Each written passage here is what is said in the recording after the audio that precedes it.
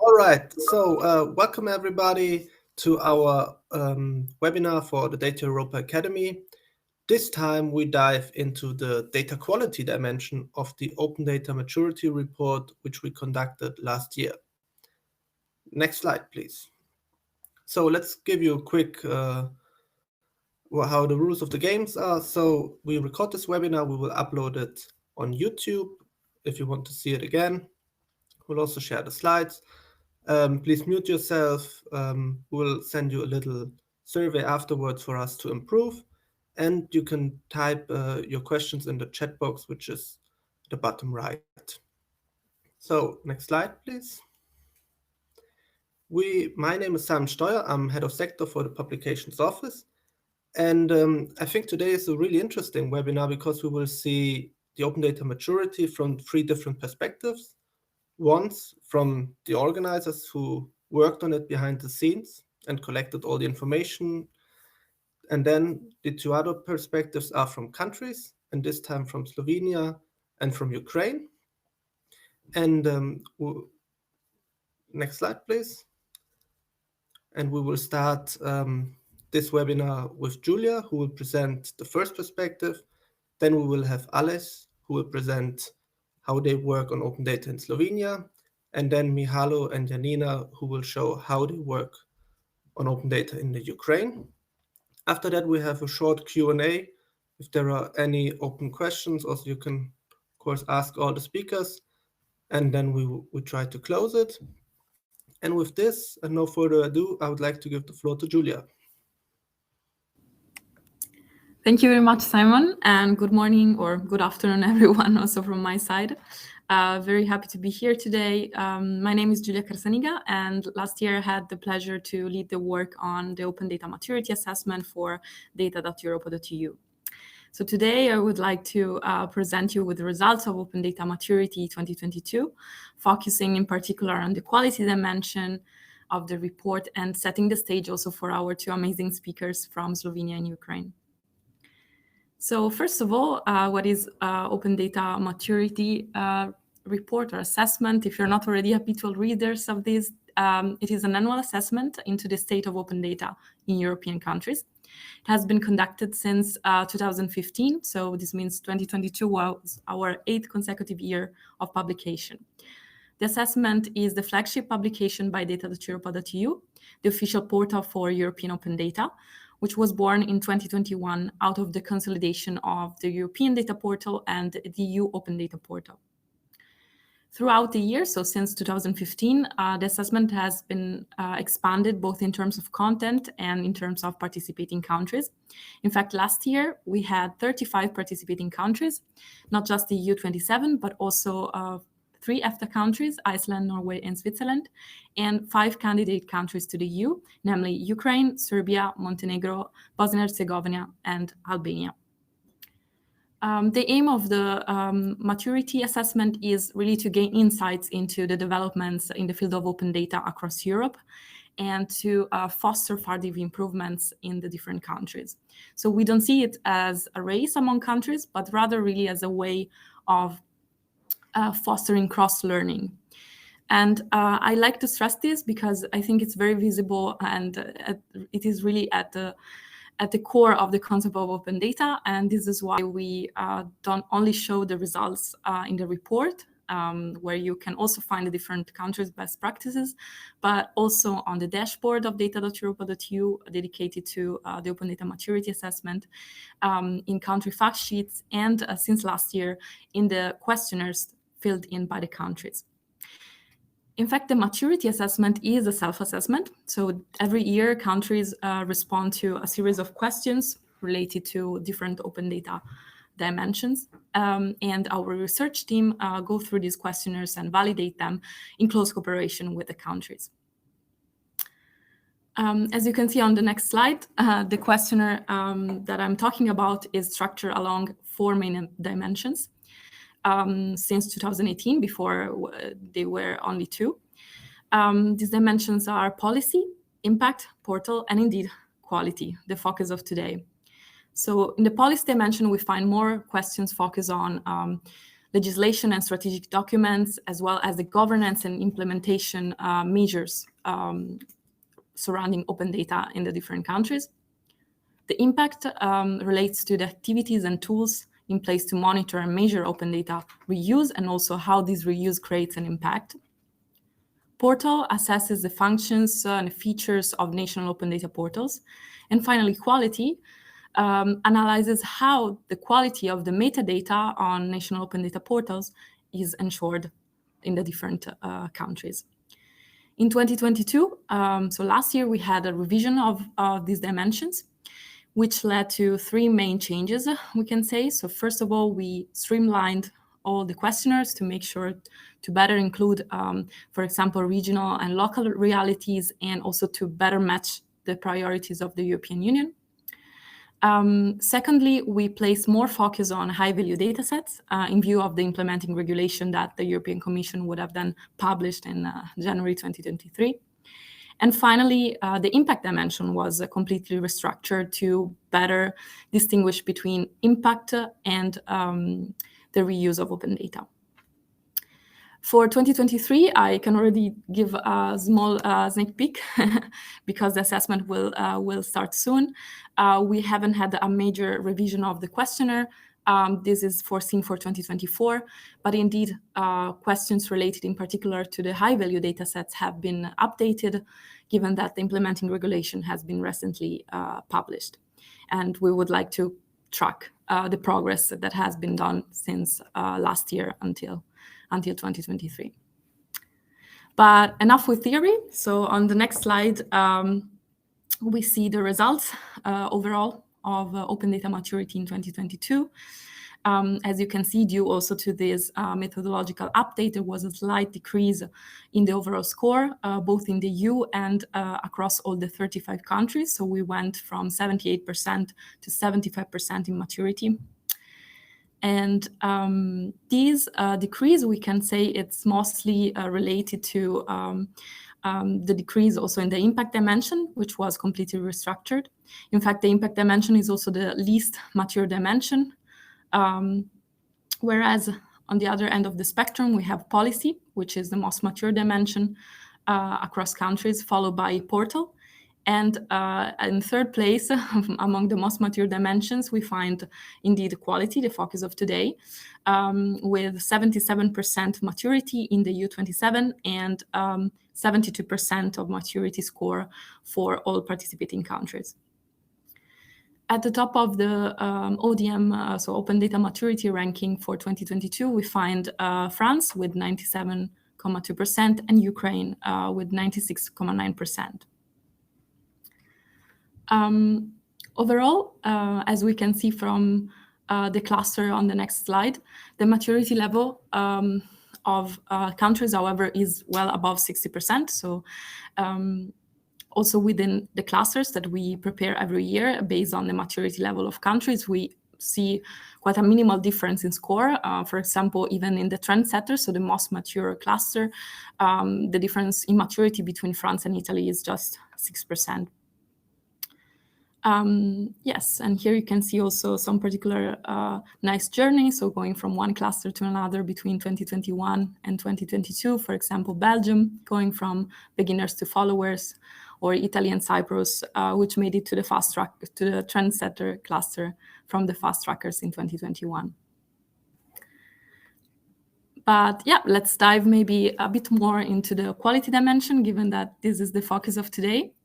Here you can see the framework of the quality dimension, so all the four indicators that made up the dimension and the different definitions. So in the early years of the Public Sector Information Directive, I would say a key performance indicator in the open data field was the quantity of data. But since 2018, when the open data maturity was expanded to these four dimensions, quality became really a fundamental pillar for the open data maturity framework.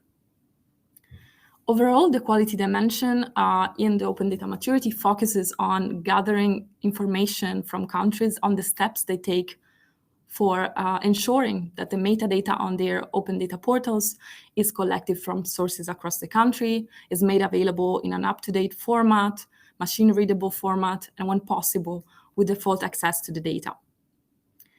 Moreover, it also tries to picture the state of play of deployment of the published data, as well as the compliance level with specifications, in particular DCAT-AP, the application profile for data portals in Europe. To this aim, as mentioned, the open data maturity quality dimension is made up of 4 main indicators.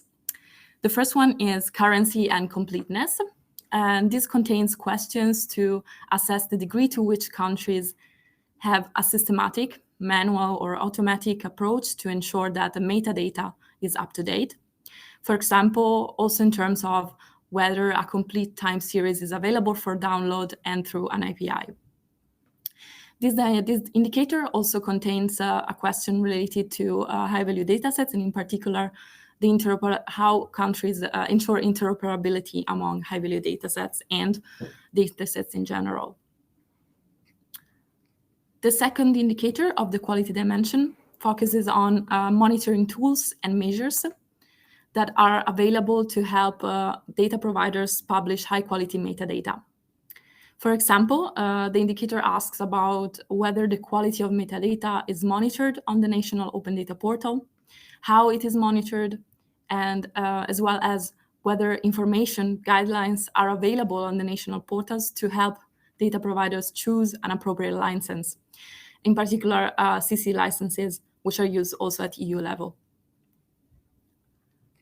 The third indicator of the quality dimension is DCAT-AP compliance. So as the name already referred to, here we find questions related to what percentage of metadata on national portals is DCAT-AP compliant, whether there are reasons for non-compliance and whether these reasons are investigated by countries, and also if, for example, related written information or guidelines are made available to ensure this compliance. Finally, the fourth indicator of the open data maturity quality dimension is deployment of quality and linked data. This is about assessing the quality of deployment of data, for example, through 5-star systems or ensuring the FAIR principles are respected. And this indicator also focuses on the use of universal resource identifiers, URI, and on the monitoring of the quality of data deployment and also how this is ensured to improve throughout the years. But also here, enough with theory, I would say.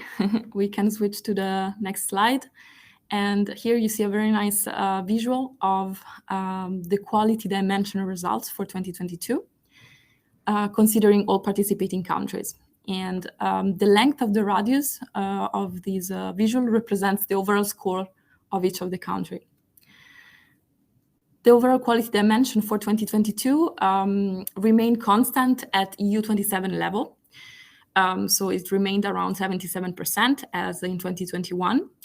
But considering all participating countries, it slightly decreased, going from 73% in 2021 to 72% in 2022. This slight decrease is related mostly to the decrease in 2 indicators among the one just mentioned. So first, currency and completeness went from 74% to 68% between 2021 and 2022. And also monitoring and measures went down from 84% to 79% between these 2 years. Why it is so?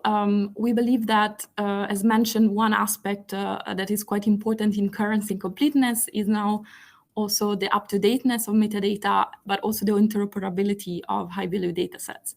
And due to this increased focus, we assume that there has been a decrease in the overall score of this particular indicator. And this is backed up also by the responses of some countries that maybe were still waiting for the Commission to publish the high-value datasets implementing regulation, were not advanced yet in that regard.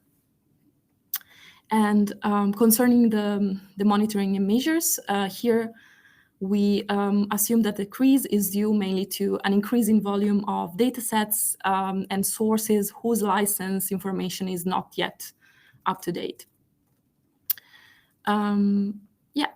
But on the other side of the spectrum, there was also an increase in some other indicators. So we see that there has been a higher focus on improving metadata quality, which led eventually to a 2% increase in the deployment quality indicator. And similarly, the DCAT-AP compliance indicator increased between 2021 and 2022 by 6%. Within, because of technical adaptations, more available information on licenses and standards at national level, and also further assistance being provided to data providers on national open data portals. Looking at our country speakers of today, Slovenia and Ukraine, we can certainly also say they are best practices in the dimension of quality of the open data maturity. They have overall a quality score of 92% for Slovenia and 93% for Ukraine, as we can see on the left graph.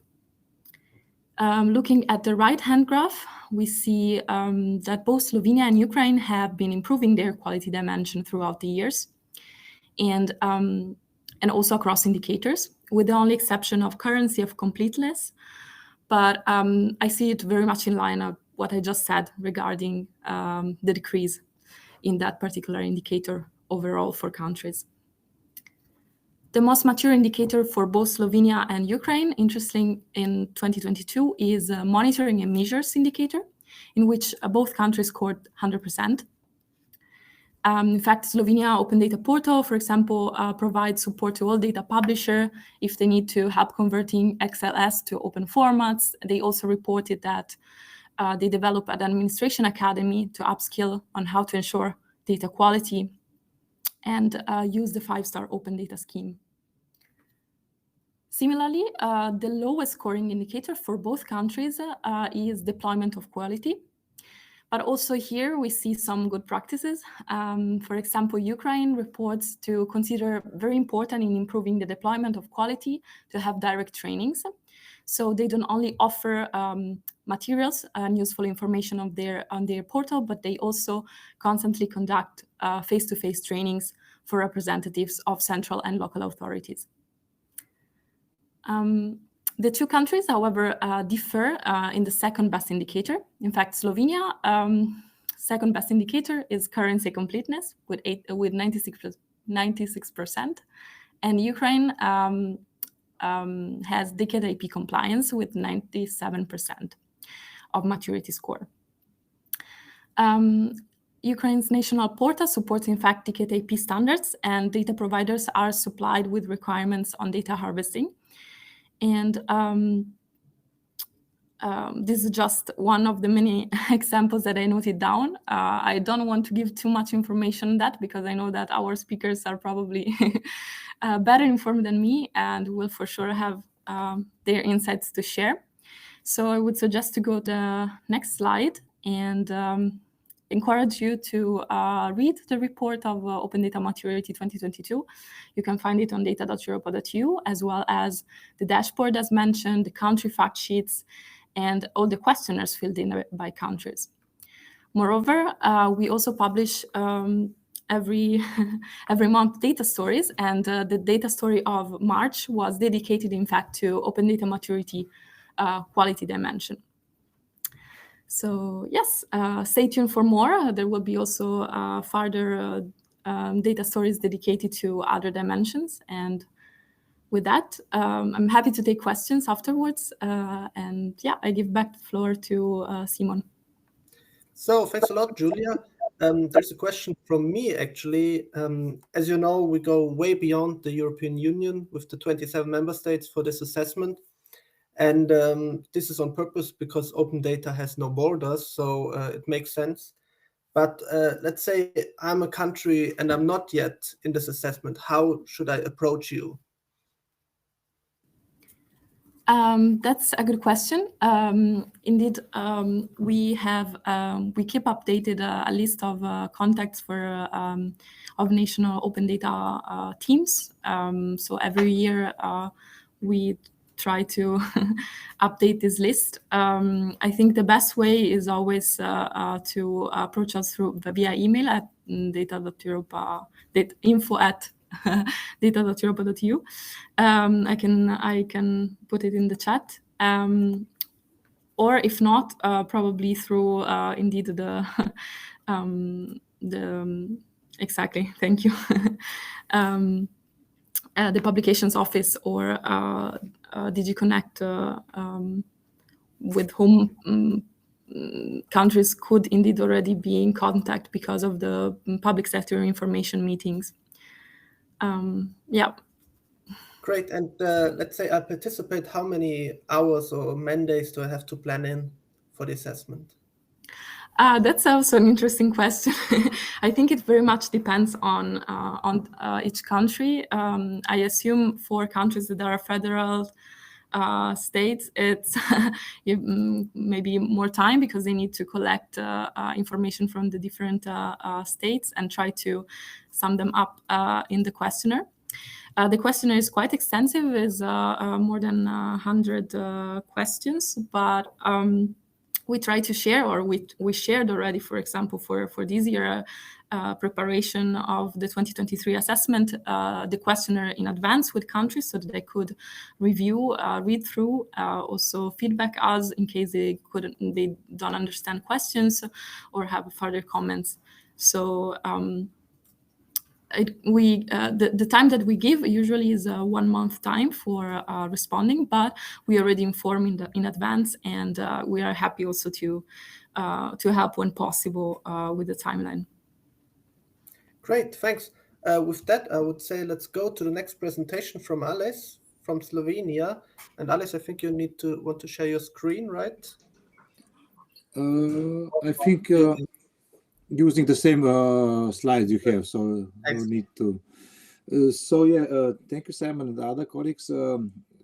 Hello to all the participants who are joining us today at this wonderful event to share our and Ukrainian experience about quality dimension. And maybe Simon, first to answer also to your question, we'll give it to Julia about how much time we need to make this assessment. In Slovenia, usually it takes 1 month, 1 person month, I would say, to make these results for us. So we take quite serious this assessment, so it's very hard work, but it's worth it. So my name is Aleš Veršič. I'm coming from the Ministry of Digital Transformation. I'm currently head of division for data economy, and I will share this presentation from our experience in Slovenia. Okay, sorry. Okay, so first of as usually, at least in the Europe, is it's very good to have some legislation to be set up. So we implemented European Open Data Directive through this to Act of Access to Public Information, which was updated by the end of last year. And for the more detailed, we accepted also the regulation of the transfer of and the reuse of information of public nature. This is important because in Annex 1, and I will go through this more detailed description of the metadata, it's important to make sure to have a good data quality or metadata quality in our portal, because we prescribed some obligatory elements, which is also then monitored, and each editor should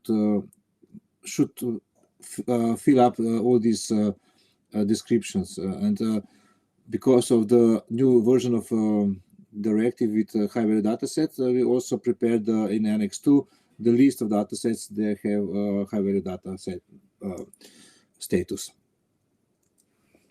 So if I go now more detailed in this Annex 1, it's important to have our main approach is to have as much as possible some code list or some vocabularies or predefined values, or be limited what type of the data editor can put it in, because with that we can ensure a better quality of the description in metadata. For example, we have one, it's the name of institution. It's Varkar text from the code list. We're using the code list from the official register of the institutions.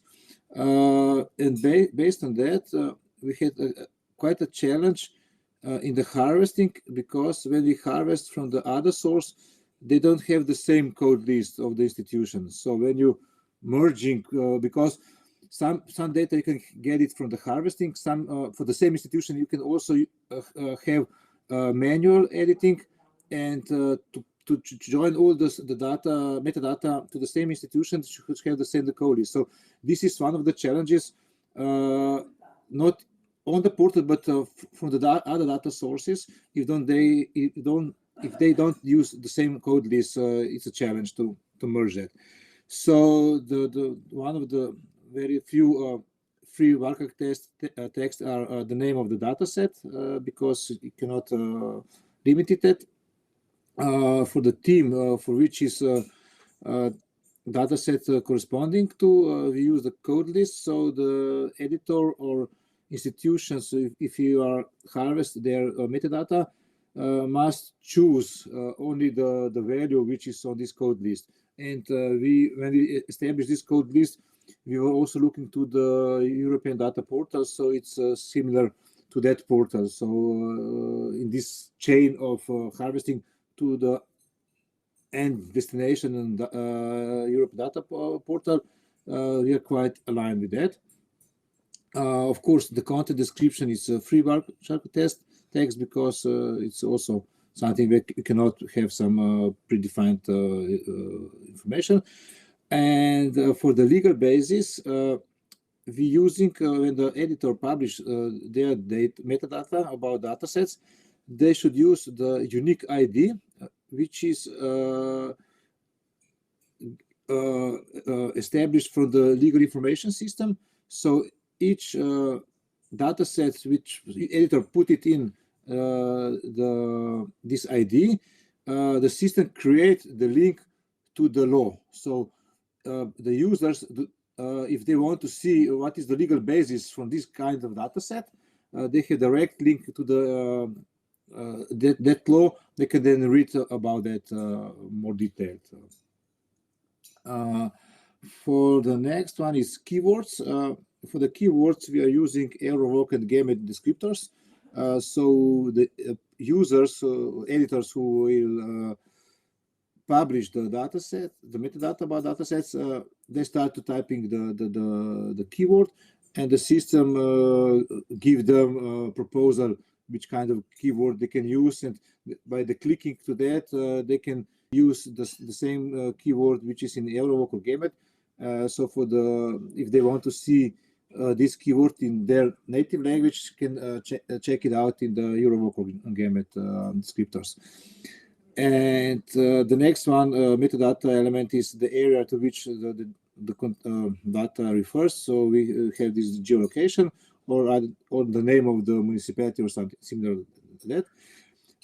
Then for data availability, we also using the code list. For any special conditions for the use or reuse, we have also some, we have behind that code list. And if there is any limitation, there is automatically open the next page, and they can put a description of this limitation for the using this kind of data sets. For example, we don't have only published the metadata of the open data, but we have metadata of all data sets in Slovenia, also data sets with personal data. But the editor just published the name of the data sets and the description, and here they can put the description how can user get this personal data for the reuse, or they can create them I don't know some anonymous data or something like that. and also some possible conditions regarding of the charging of the price for the reuse. There is using also some code list, and then if there is some extra text or URL, if there are any limitations, so the editor can put this URL to the limitation for the reuse or for the price for the reuse, if there is, based of course by the law. On the next is also a possible internet address for accessing or viewing the data. So not just to have open data accessible link in the machine readable format, but also is there any web page or some viewer on which user can see the data, so they can also put this kind of URL, the metadata. And of course, what is important and is basic to the open data portal is to have the link to the data sets as open data. Maybe good to know, for example, in our open data portal, editor cannot choose if his data set is open or not. He just filled up the metadata with all necessary information and so on, and also add data, upload or give the link, and the system will then recognize if the data sets which is published or linked have at least 3-star openness, and in that case automatically this data sets also can be viewed under the open data tab. Otherwise it's just the data on the portal, not open data. So we don't allow editors to choose this is open data, because they would put at the Word documents as open data, but it's impossible. So we limited that and assure also some quality about that. Then date of creation, it's in the date format. Data refresh frequency is, we created a code list based on the ISO standard 19115. It's the metadata for the spatial data. And also we publish format of the data set of the record. And this is the last part of this more detailed elements. So we also use because in Slovenia we have 3 official languages. So besides Slovenian, we have also Italian and Hungarian language. And so we enable editors to choose if there is any data sets in this one of these languages, and also edit the English language because there are some data sets from the Ministry of Foreign Affairs, so they have also some data sets in English, so we enable them to choose this kind of language. And if there is another language occur during the process, then we can add it to the code list, but they cannot put free texts on that. There is also some description of possible connection to the data with other public records in the open data portal, because there are some data sets which is created on the local level, for example, in local municipalities, but this data is collected to on the national level, and exec or open data is published from the either one of the ministries, but still local municipalities should fulfill their obligation to have the metadata of this kind of data sets, and then they just have the connection where this data is actually can be accessed to avoid duplicity of the data sets, because otherwise we could have data sets on the national level and also for each local municipalities, and we will have a lot of data sets for the same content. So this is something which we don't like to have. Then also we have a responsible person, it's a text field, and also indication that it is the data belongs to high value data sets, yes or no, just because you're preparing that to have also some tab to filter only for the high value data sets. So how do we monitor and measuring the metadata quality? We have especially for the manual process. So there are some institutions, they have manually published the metadata and data. So we have this editorial process. So for each this manually published metadata, it's checked by chief editor. So he or she check every manually created metadata if there is everything okay, if there is something missing, or if there is something to be better described, for example, the content of the datasets. And when he approved, then the metadata is published on the Open Data portal. Otherwise, it's not visible for everybody else. And other way to create the metadata is harvesting. Especially, we do that for bigger institutions like its statistical office or survey and mapping authority. We have arranged with them how do we harvest it from their side, for example, for the geoportal of Slovenia or from statistical office. So we try to enable them not to have any bigger changes on their side, but we prepared some interface or some harvesting method for them especially. We have some basic elements for the harvesting. For example, we have push or pull method with content with 3 different files. One file is what is new for that kind of institution. One is update, so they can send the update to the metadata of already published on the portal, or something what should be deleted from the Open Data portal. And all these files should contain all the metadata which is prescribed for the portal. Sometimes this has some missing, and I will show you now the later slides how to check all these missing files also. Okay, so this is to see this kind of quality and ensuring the DCAT compliance. On our portal, we are using CCAN framework with 2 plugins, CCAN extension report and CCAN extension DCAT. And our developers prepared for this mandatory or recommended DCAT elements to see how compliant they are.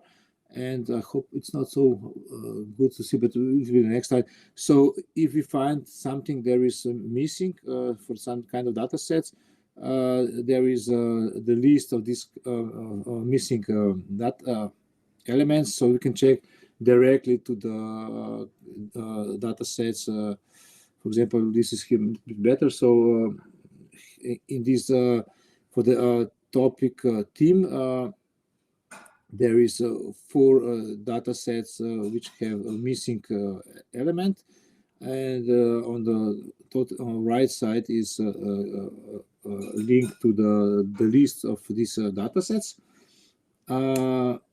So here is it seems they come from the statistical office, and editor can then check what is it this data is missing or not, or it could be some I don't know, technical issues, technical reason that stressed out that there is something wrong. The case here is because statistical office has a lot of data sets, and they have their own system, and a challenge for us is to put their data sets in the right team, because their list of teams are a little bit different than ours. So this is one of the challenges of when you have a harvesting data sets from different sources. And the next slide is also the editor can see for all other DCAT fields, elements, how compliant are they. So this is the tool we can check everything, because when you have quite a lot of data sets, it's very hard to get to check each by them. So it's necessary to have this kind of tool to see where are some mistakes or so. There are some also lists of that elements. Maybe I just pointed out, you will see quite low percentage, for example, contact point telephone.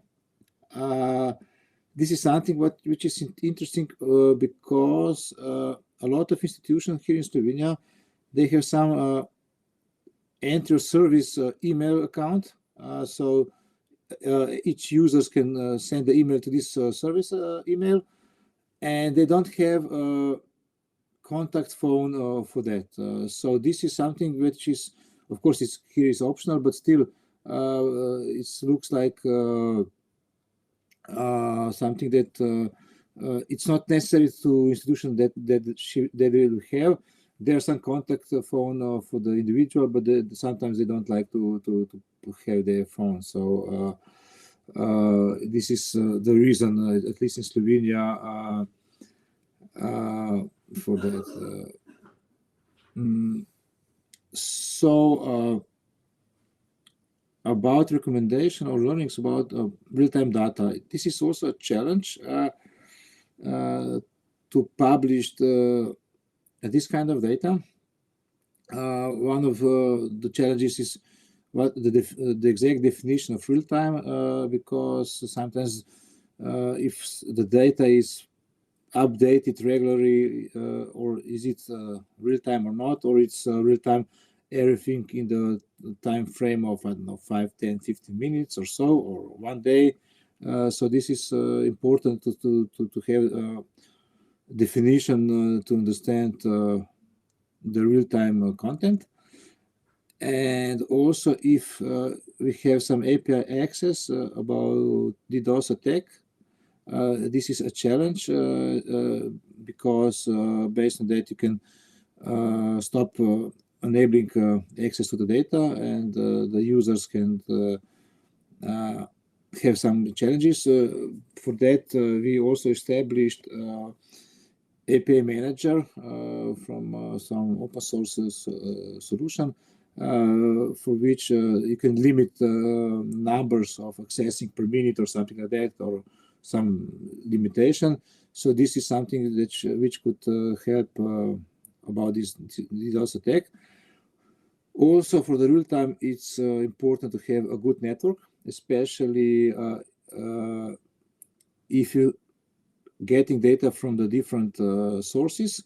For example, for the weather data, we can have one entry point. I don't know, to have these data sets for the whole country, but the data to that entry point should come from some monitoring station.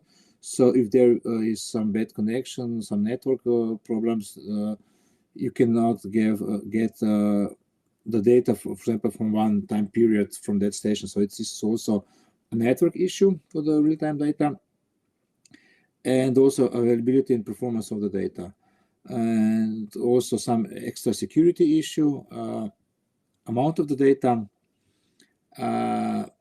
then data formats or schemas, especially for the same topic from different sources. I know that in European Union we are talking about the data space, which could align these different sources, or it's also inspired directive, put some framework to make easier to combine the data from the different sources. Then data quality, because if you're talking about the real data, the data they come from directly from the some IoT device or some monitoring station, and this data is not checked by the quality because there was no time. So you can get all the garbage which is produced, especially if there are some intruders and put some false data in the process of getting this data, and also time sync from the different sources. For example, if we have weather data, it should came from the same time stamp.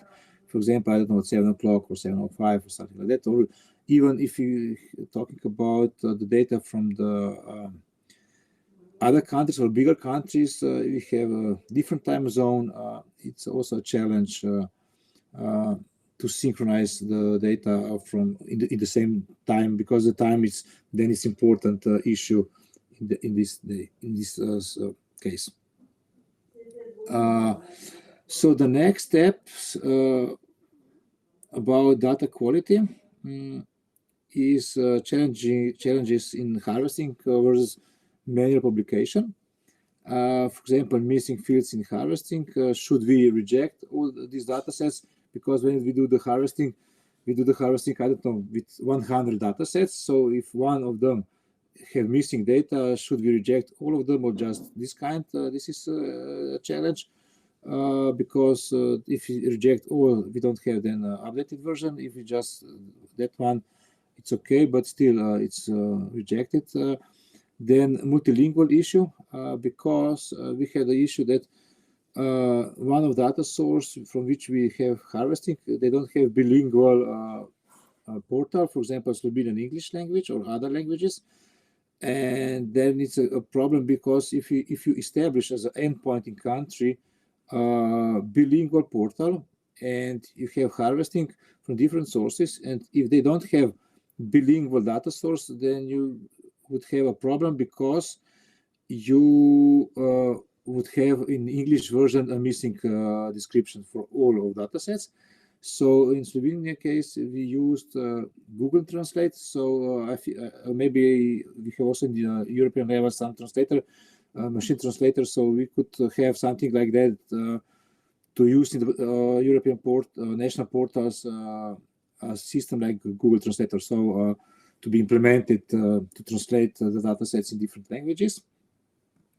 And manual have more control, but still depend on human error. No matter that, if you have people who is checking out the data sets, they can still have some mistakes. We can also, with the harvesting, put some checkings, but still it's a complex issue. And also mapping metadata schema with harvesting source, because as mentioned before, this code list for the institutions, if they don't have the same code list or they have free text, it could be a challenge to make a harvesting. Our developer find a solution, but it's not the best way to do that. So this is important to have all the chain of data or metadata you're collecting, that they have the same code list or something like that. Otherwise, you have some differences, and you should make some mapping about that. Also mentioned before, this contact data, it's depending on the internal distribution process, email versus phone, or also data quality of metadata versus data quality of data sets, because this is totally two different issues. And my thinking was, should every data sets have quality assurance or data quality control report? It's quite time consuming. We have done that in our environmental agency, and took us about 3 days for each data set. Of course, you cannot, this is the first time, the first step, it's 3 days, but when you repeat that, it could be less, maybe 1 day, but still it's quite time consuming activity, which should have consider in mind. But this is something that should be in the next level of maturity reports. Should we have these reports or not for each data sets? So especially if the country has a lot of data sets, that means a lot of reports also. So thank you all to hear me out. I hope you find something interesting from the Slovenian case, and maybe Simon, I can answer the question from the chat if I have time. I think you can even answer them in writing if you want. Yeah, okay, I will write it. Then I would say we go to the next presentation from the Ukrainian colleagues, Mikhailo and Janina. The floor is yours. Thank you, dear colleagues. And first of all, I would like to present myself. My name is Mikhailo Korneyev. I'm head on open data development of the Ministry of Digital Transformation of Ukraine. And my colleague, Ms. Janina Lyubila, she is a state expert on open data development of the Ministry of the Digital Transformation of Ukraine. Our team is working on the open data in Ukraine. And if you don't mind, next slide, please. First of all, I would like to say thank you for Data Academy Europa, and also for Open Data Maturity team, because the methodology of this case study is best guideline for Ukraine to develop the open data sphere in different measures, and like policy, portal, quality, and of course the impact of open data, because the impact of open data is the main reason why we try to develop the sphere of open data. But too much open data in one sentence, I guess. But we can't achieve any impact of open data and open data set without the good quality of data. So thank you for this ability to present the best practice of Ukraine in increasing the quality of data set and quality of metadata in our portal. And let me briefly describe the open data policy in Ukraine, and first of all, the legislation and approaches to the open data, and also access to the public information. If we talk about the national legislation, it's the law of Ukraine on access to public information that was adopted on 2011. And in 2015, there was some amendments to establish the open data sphere in Ukraine. Also, the resolution of the Cabinet of Ministers of Ukraine on approval the regulation on data sets subject to publication in the form of open data. As I said, it's the holy Bible of open data in Ukraine, because all requirements, including the metadata and the possible format for data set to be published in, are in this decree of Cabinet of Ministers of Ukraine. Of course, before Ukraine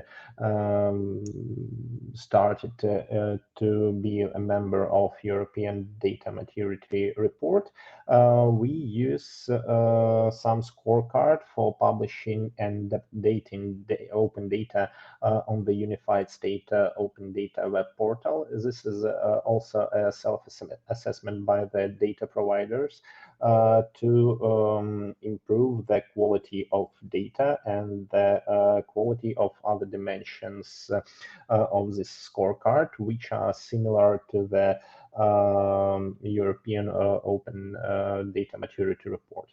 And also in our national legislation, the principle of International Open Data Charter are adopted too, and openness by default and openness by design is the main principles that we try to enter into force in the mind of all data providers. Next slide, please.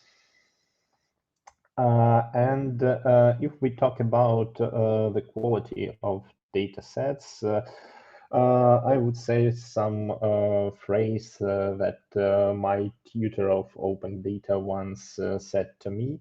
Machine readable data is hard to produce, but easy to use. And all our work based on to produce a machine readable data for our users and reusers, because as I mentioned before, data is useful only when we can use and reuse it and make some positive impact based on open data, like forming of policy, like creating a new and useful electronic services for our people, and not only. And if we talk about the Ukrainian approach to improving the quality of open data and open data sets published on the national portal, we try to improve the knowledge and skills of data providers in working with open data.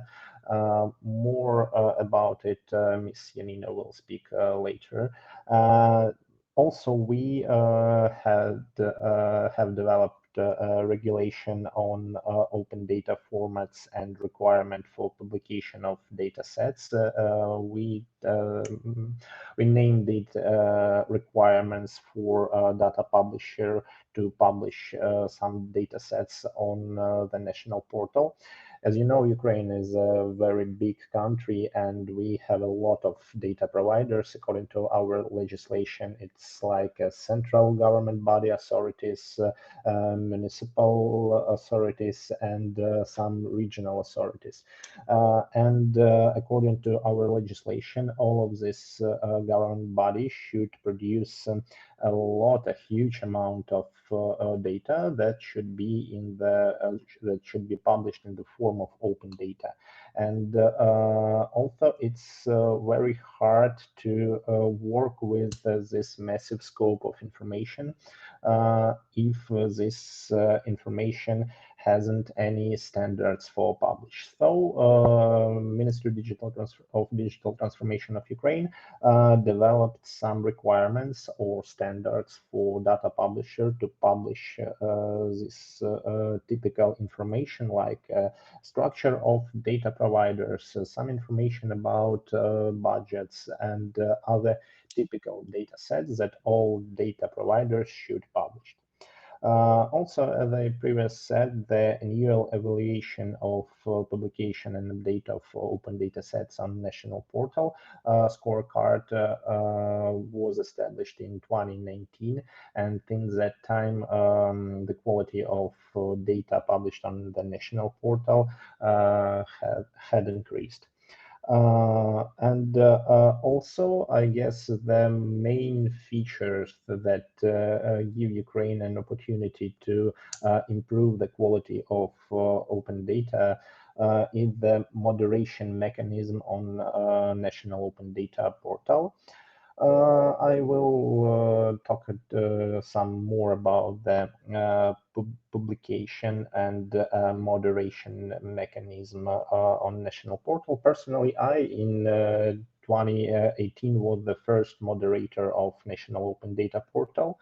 After we launched a new version of portal based on CCAN, we understood that it's never mind what your portal, how good your portal is, because sometime portal became, I'm sorry, but trash without any moderation of data. And as I previously said, that we would like to achieve a machine-readable format for all our data. So the manual mechanism of moderation was established in 2018, and since that time, our data set that published on the national portal, not uploaded by data providers, but published for anyone to use and reuse, are on the moderation process. And you know that the open data in Ukraine is a synonym to transparency and anti-corruption policy.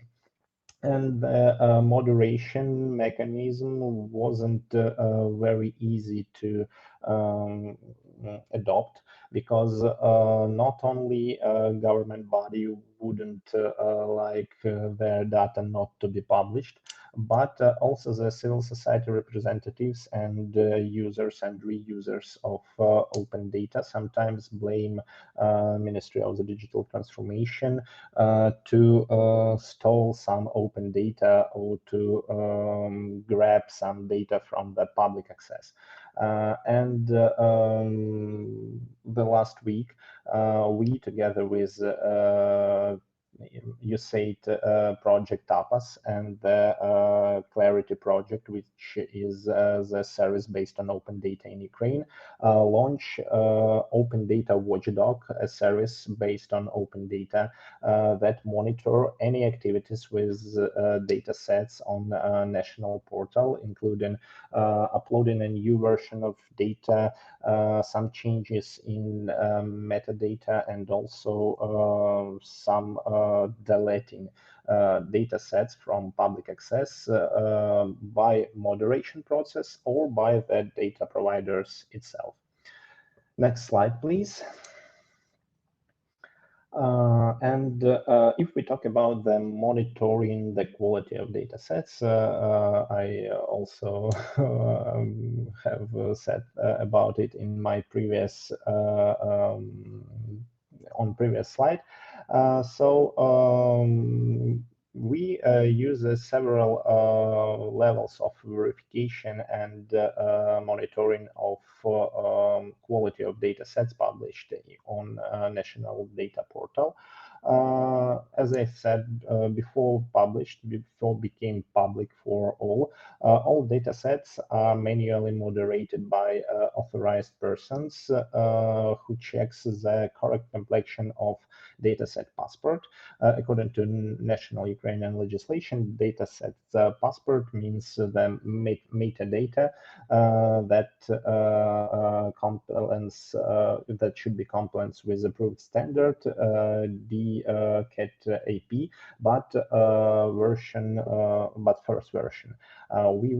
Today we work on including in Ukrainian legislation the requirements of DCAT-AP, the second version, not only mandatory fields that is already required by the national legislation, but recommended and other fields that can describe the data sets more clearly.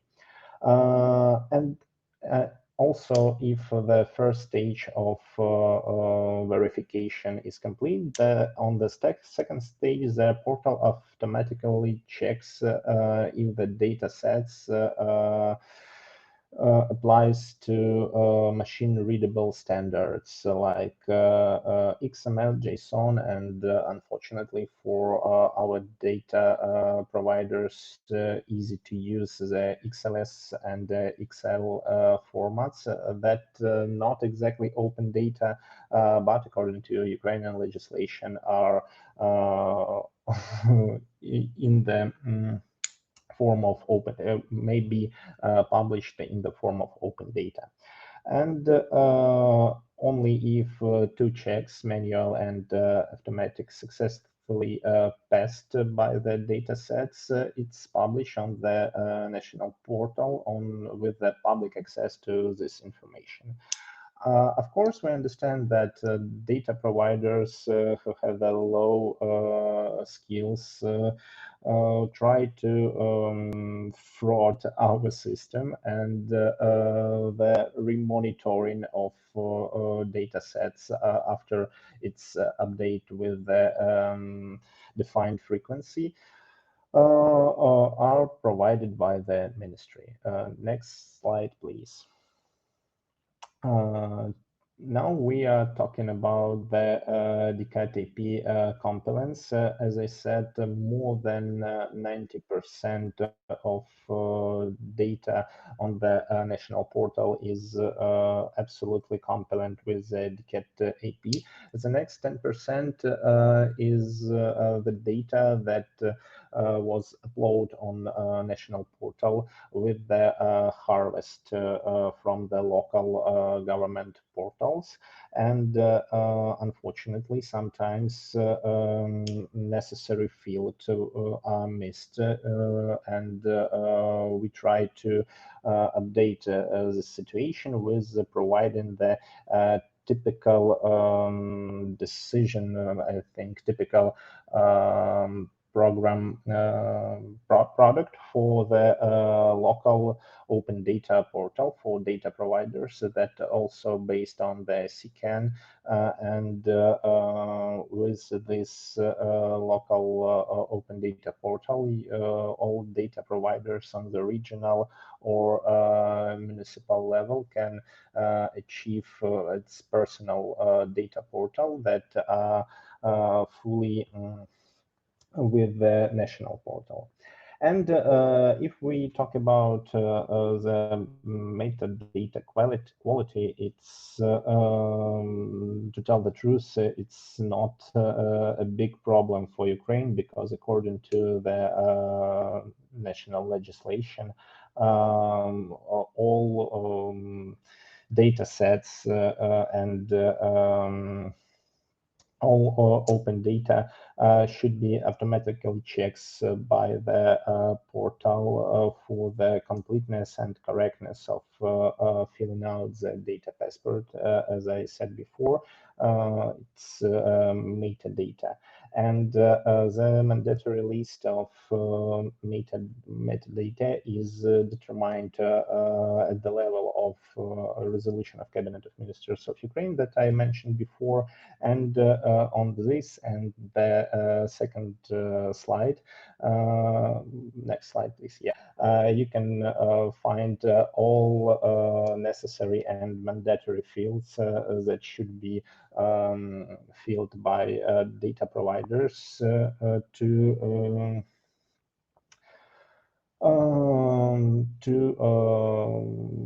be published on public access. Next slide, please.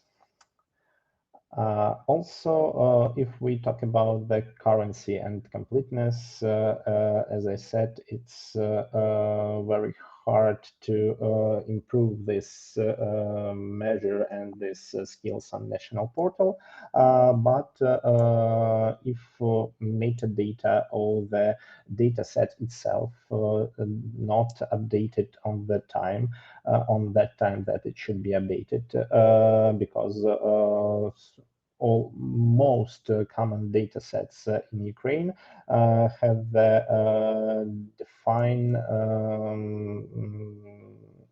defined time updates, and it's defined by the Ukrainian legislation. So if the data sets or metadata is not updated on time, the portal sends a corresponding message to data providers with a reminder to update the data sets and its metadata.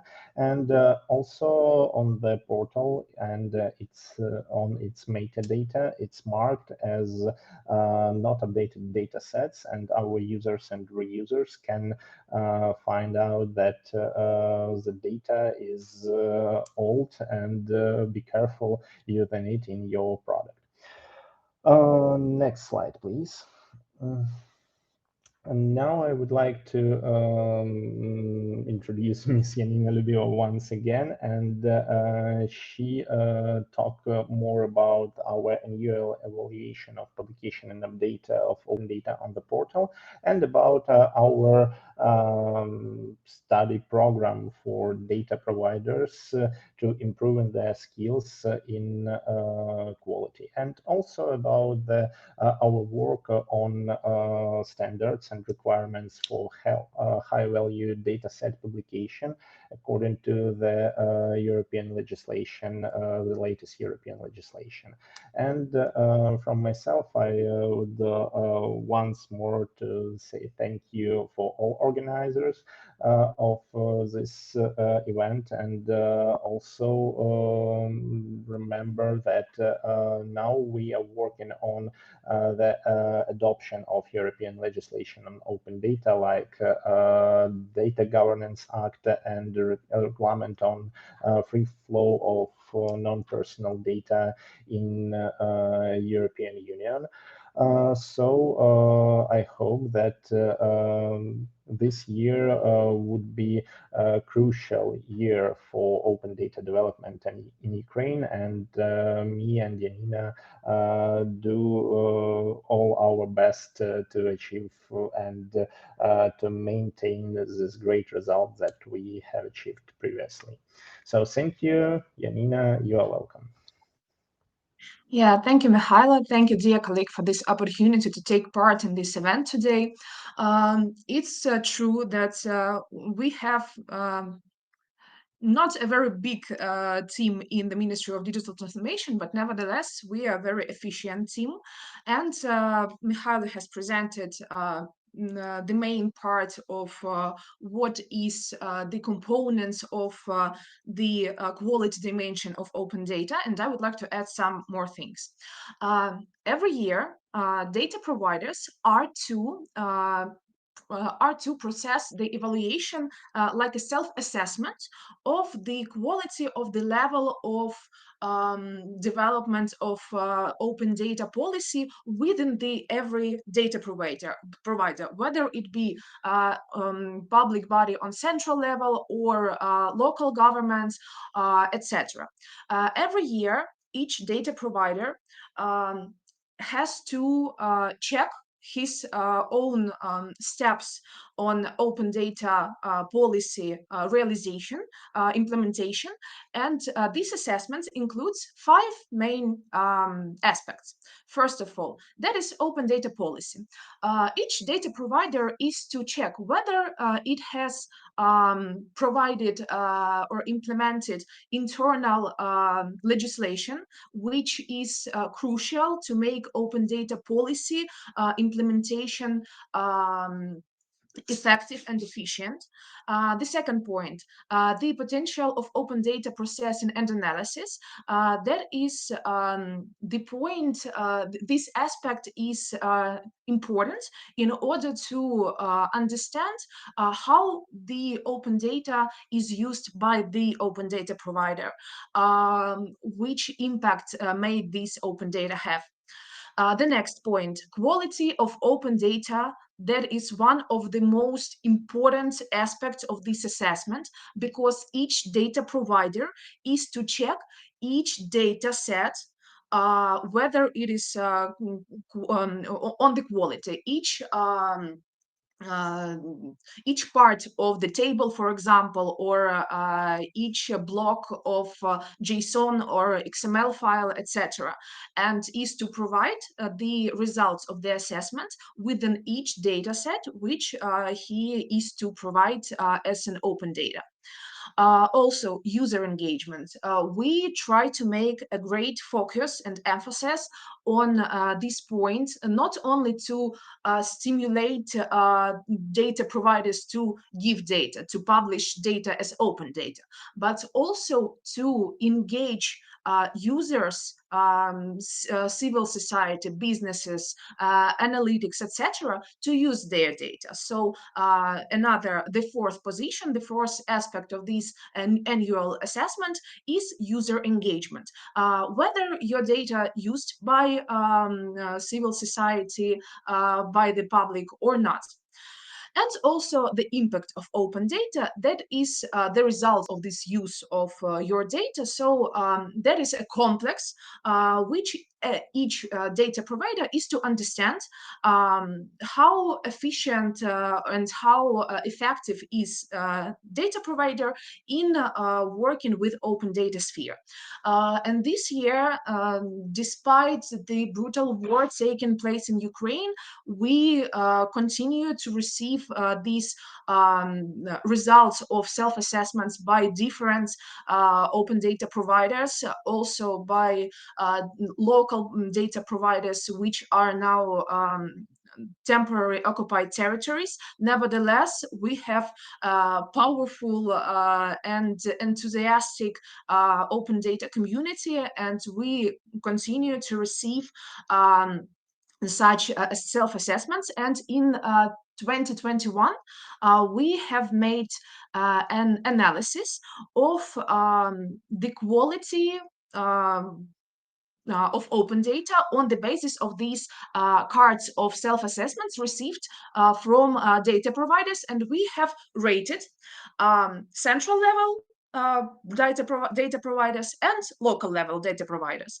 And on the basis of these rates, we have received such an effect that data providers have looked, why am I not on the first place? I want to be the leader. And that pushed the data providers to become better, to adopt and implement internal legislation, regulatory acts, to make their data more tidy, etc. And this is a constant process which is carried out each year annually, and that is one of the mechanisms that makes open data sphere constant and effective in Ukraine. Next slide, please. Second, important thing that I'd like to emphasize, we have a constant process of raising the open data competencies for different audiences. And one of our main focuses that are public servants themselves who are responsible for open data publication. Starting from year 2020, we have launched a powerful initiative in order to raise awareness of our data providers about open data in general. We have made a series on our platform DIA Цифровая освіта, which translates like DIA Digital Education. That is a platform which contains different educational series for absolutely different audiences, which are aimed at raising the digital skills of different of all the people of Ukraine.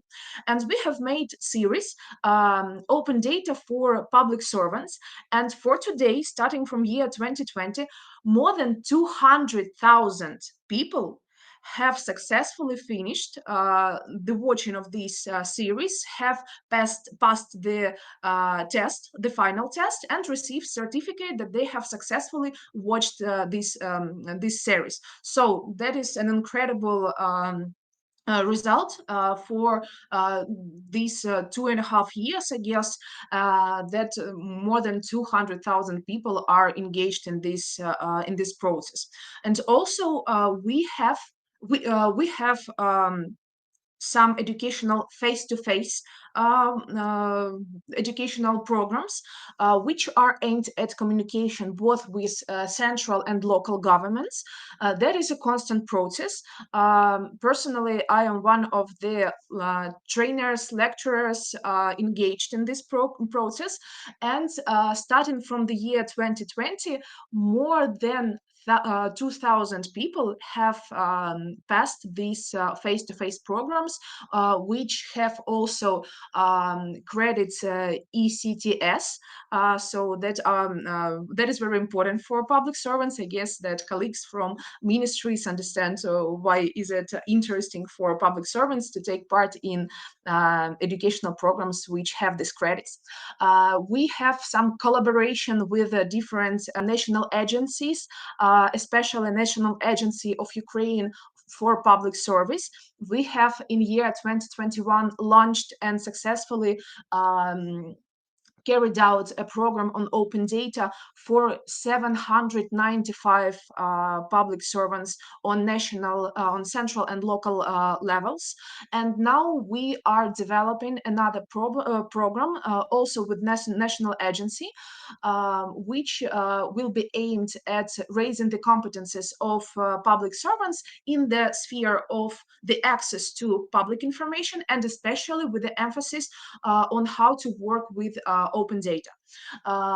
We have such a schedule of each of our educational programs. First of all, we try to make it as practical as possible, to make it not for our participants not just to listen, to go away and to forget what we were talking about, but we are aimed at explaining to the participants why is it important to make internal legislation on open data, and we provide drafts of these internal legislation acts for each data provider to make it to implement it on their level. That are action plan on open data policy provision, that is internal decree on publication of open data, and that is an internal act which defines the which defines the responsible persons of each open data provider, in order to facilitate this point that you are responsible for the quality and for the fact of the open data you publish. Also, we train our colleagues on providing informational audit of all the public information we have in the year 2021 drafted the methodology of carrying out the informational audit, and we right now prepare new iteration of our main decree that defines the sphere of open data in Ukraine, and it will also include this methodology in this decree, and each data provider is to carry out informational audit once a year at least, that is aimed actually on raising of quality of data, on understanding what public information is collected but not transformed into open data and is not published as open data. Where is it, where the data is dirty, where it requires to be tidied, etc. Also, we talk about working with the open data portal, how to log in, how to publish data, how to fill in the passport of each data set, how to make a structure of each data set. We talk about what is tidy data, what is dirty data. We talk about the essence and necessity of making data interoperable. We talk about how to write date correctly according to recommendation ISO 8601, that we write first of all year, months, and then day, in order to make it one of the interoperable elements to make data comfortable to use by users and reusers. We talk about, we also provide for local governments typical local portals, which are absolutely technically interoperable with our national portal. And we explain to our colleagues from local governments how to work with the local portals, how to fill data there, how to harvest data from local portals to national portals.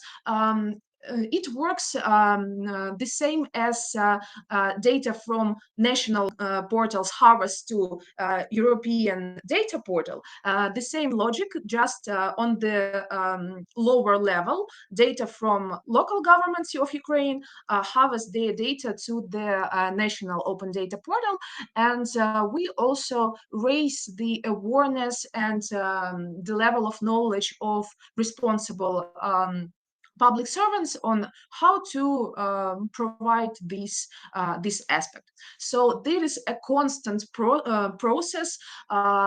We had open data when we celebrated Open Data Day this year. We have made a sort of an open data forum and have and have assembled CDTOs of different central bodies. We have communicated with them and explained the necessity of making bigger emphasis on open data sphere, as it is as important as other branches of digitalization.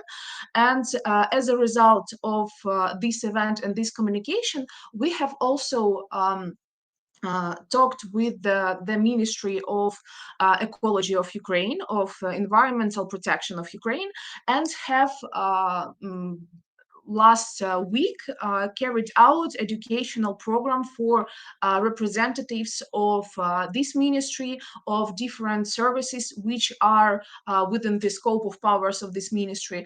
And so right now, as a result of this event, we have the whole sphere, the whole branch, environmental, raised their understanding and their quality of data they are providing. Right now, they are signing their internal decrees by the ministries. Right now, they are making their data more tidy.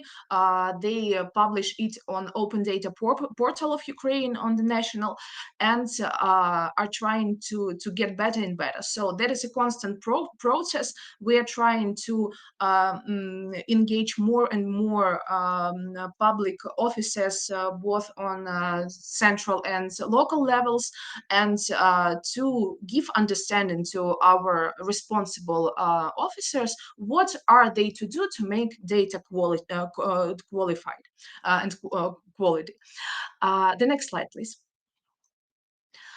Another project that we are carrying out right now, we have selected together with the civil society, with the businesses, analytics, etc., 80 high-value data sets. Right now, decree 835 of Ukraine, which is the main act in the sphere of open data, defines 980 data sets, and 80 of them have been mentioned, have been selected as high-value data sets.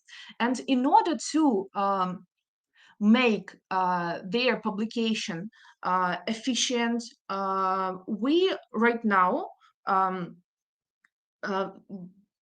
carry out such a project.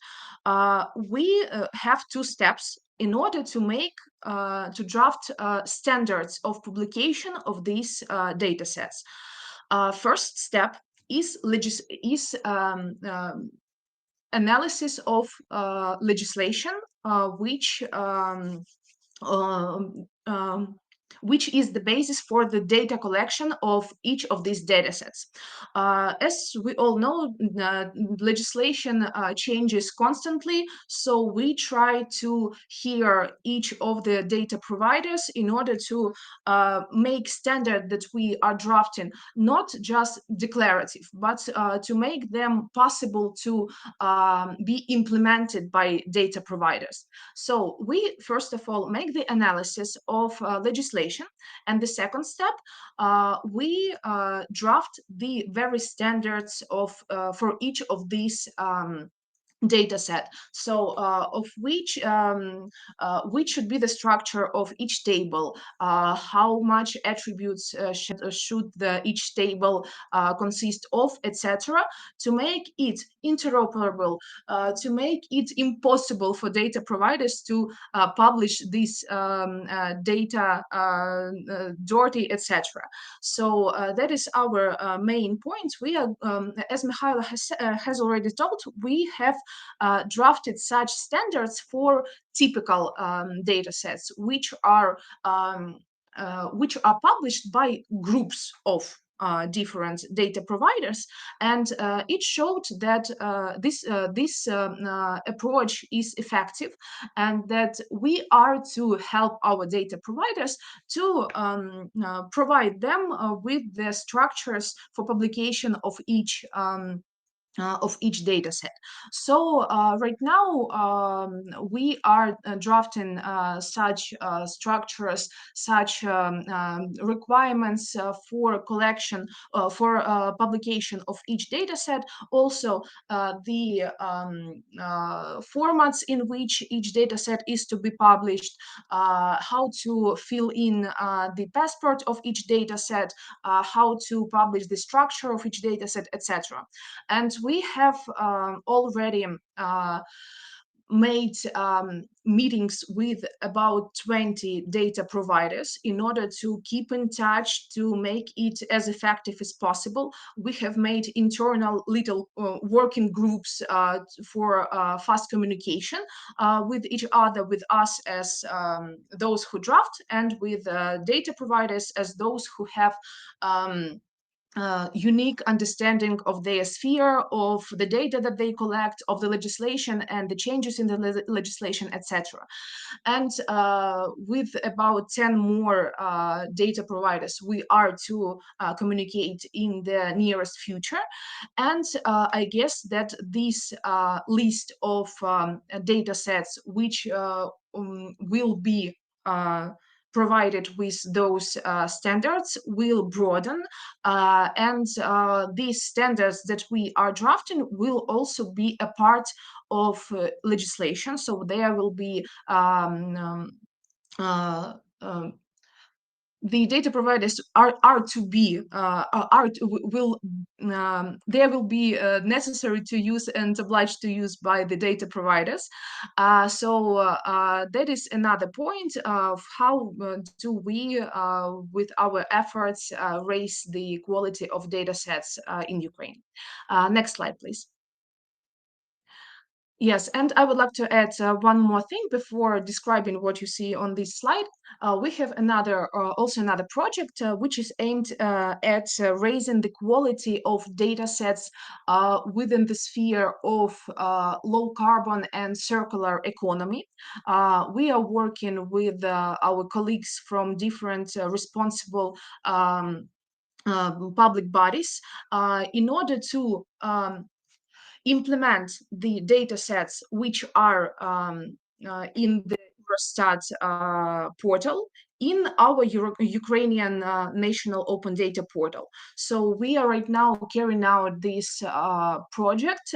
We make the analysis and compare the legislation of EU and Ukraine, trying to make proposals how to make our legislation, how to harmonize some provisions from EU legislation to Ukrainian legislation, and how to push from starting with the development of open data sphere, how to push the very sphere and the transition of Ukraine to circular and low carbon economies. So that is another great project that we are carrying out, and that is how the quality of open data and the existence of the very open data push the development of other big sectors, big branches, how they make the economy more stable, etc. And that are the main points about how do we make data, open data in Ukraine more better, more tidy, how we make the sphere more stable. And that is a constant process. It takes a lot of efforts, but nevertheless, we are working on it constantly in spite of all the external difficulties that we are facing today, including the war.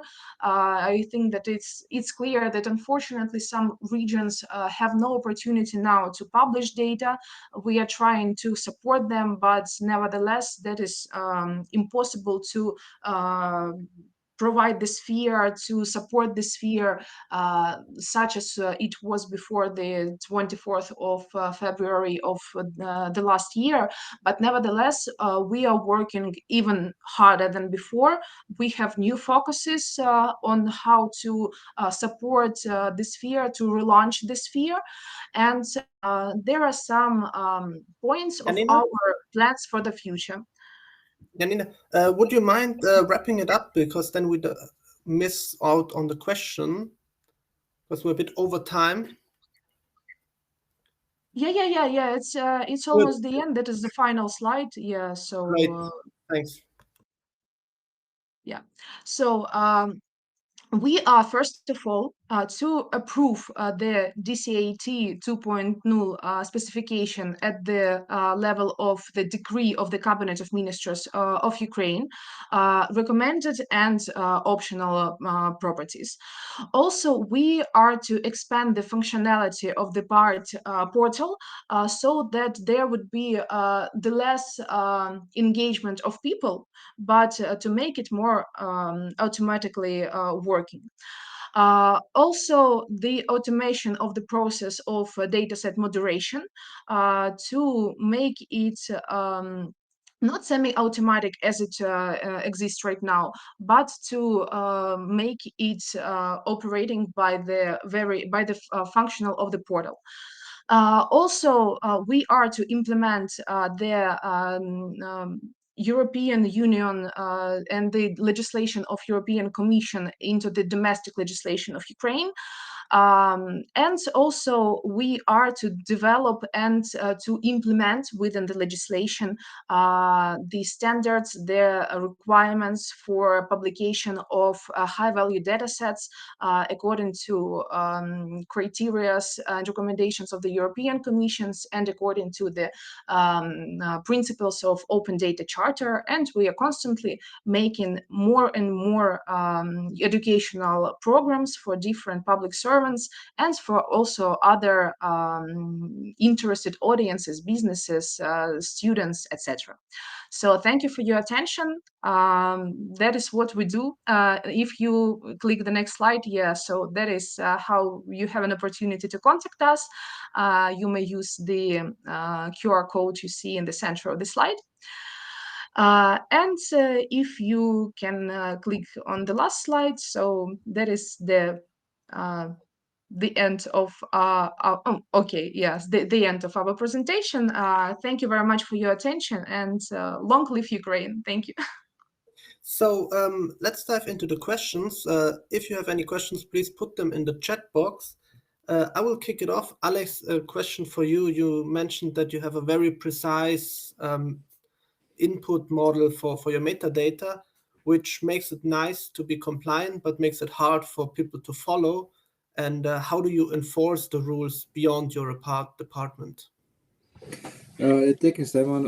Yeah, it's sometimes at the beginning it was quite problematic because people, it was something new for them.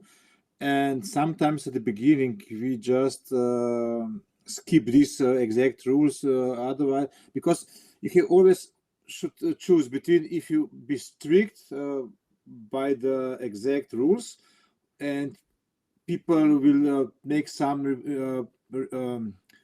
a new version or something like that, but after 2 or 3 attempts they will be tired for that and they will stop doing that. So at the beginning we were quite, let's say, flexible, but after the whole educational processes and so on, we are a little bit strict of that.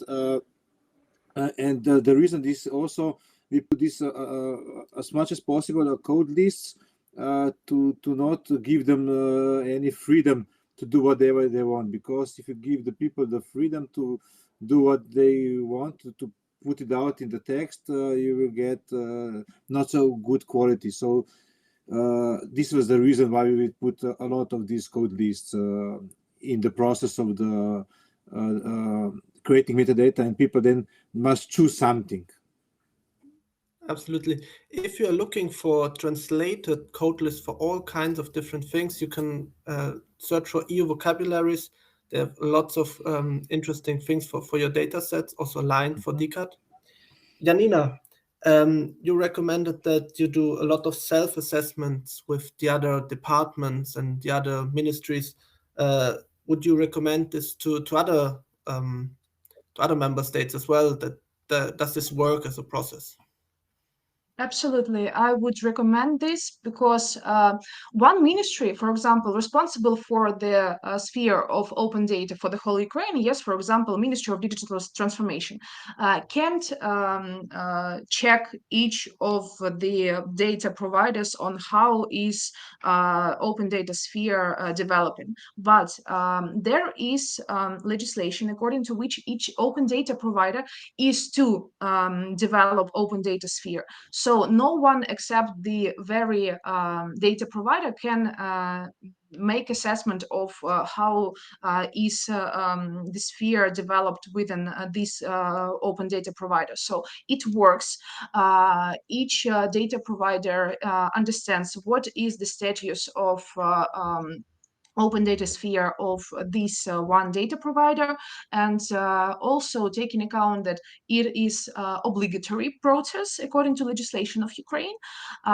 They make conclusions, and they make the sphere better. They can also always turn to Ministry of Digital Transformation, to our team as the responsible one, on how to raise their sphere, and we are always open for making, for example, education, for providing data legislation acts, drafts, to help to understand how to carry out the informational audit, etc. And it works because each of the data providers understand what is the level, what is the status of his open data sphere. So I would recommend this for other states also. Thanks. Alice, you mentioned that you are running quality assurance for each data set, and it takes quite a lot of time, 3 days per data set. And could you guide us a bit very quickly through the process? What does it entail? It was a pilot project back in time when I was environmental agency. It's a quite problematic process because you need to have some good technical knowledge also. But maybe I can share what we have done in the environment agency. That there was a process there where a person who was responsible for the quality assurance and quality check, they prepare the description, all the necessary steps. So first read the legislation, which is basic for this kind of data sets, to see all the issues, all the value of the list of the value or scope of the value for each column, and then prepare based on this ISO standard 19113 and 14. It is for the spatial data, and based on that, they prepare the description of this process, and they have performed this process, but they don't give any evaluation, is this data set good or not. As I mentioned in the chat, it's always depend for the purpose of the use. You can have data sets, let's say one column, which is a totally good data for this one kind of the use, but it could be totally bad for the other use. So it's should be something, the description of the quality check should be in the way that if you perform it again, you should get the same results as the people who perform the first process of the quality checking. So this is, but after that, if you repeat this quality process, there is no need to have 3 days, but maybe 1 day, because we had 1 day to study all the documentation and all this to get to know the data sets, then prepare the process of the how should be verified, and at the end you performed it. So 1 day for the performing the process and 2 days for preparing for that. And yeah, and what is also important was that people who is responsible for these data sets, they cannot perform, of course, this quality process. It should be somebody else and quite familiar with the content or with the topic, because you cannot control yourself, but it should be somebody else to have this transparency on the independency of that. Thanks. Mikhailo, you mentioned that there are a lot of data providers in the Ukraine because the country is so big, and sometimes what we see on our portal, what we have as a problem, then we have similar data sets for different regions, and they're not really interoperable, and if you want to align them, it takes a lot of time, and in the end, on a singular basis, they are really unusable. So do you aggregate or merge data sets or try to make more out of it?